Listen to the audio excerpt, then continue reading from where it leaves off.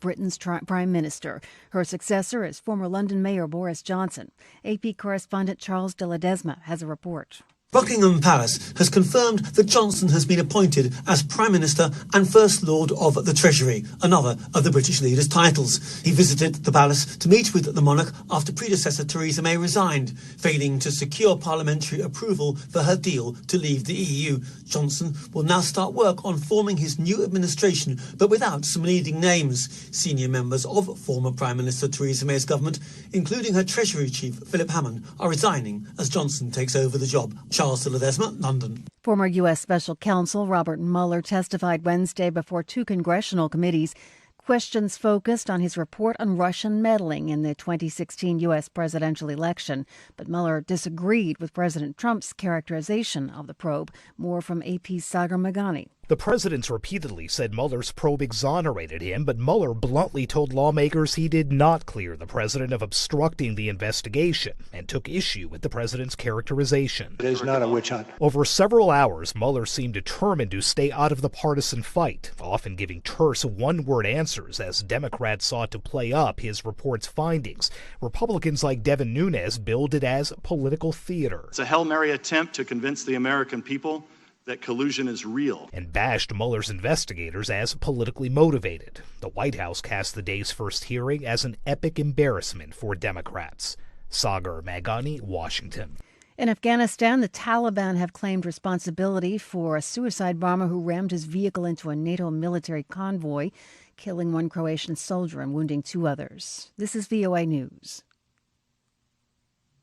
A suspected al-Shabaab suicide bomber has killed at least 6 people and injured 6 others, including the mayor of the Somali capital, Mogadishu.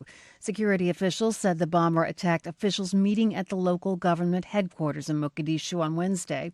Al-Shabaab is claiming responsibility for the attack. The terrorist group says it was targeting the UN Special Envoy to Somalia, James Swan, who had been in the building earlier in the day.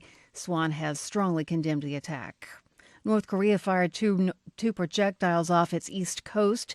South Korea's military said early Thursday it is Pyongyang's latest provocation amid stalled nuclear talks. South Korea's Joint Chiefs of Staff said the projectiles were launched from near North Korea's eastern city of Wonsan and traveled approximately 430 kilometers. The statement by South Korea's Joint Chiefs of Staff did not elaborate what kind of projectiles were launched. Sudan's military says it's arrested the army chief as well as several senior officers over a foiled coup attempt. It was the second coup attempt reported this month. Earlier this month, the military council, which took over the country after overthrowing longtime leader Omar al-Bashir in April, said it arrested at least 16 active and retired military officers over an attempted coup on July 11th. And the man who found the Titanic will now try to find Amelia Earhart's plane.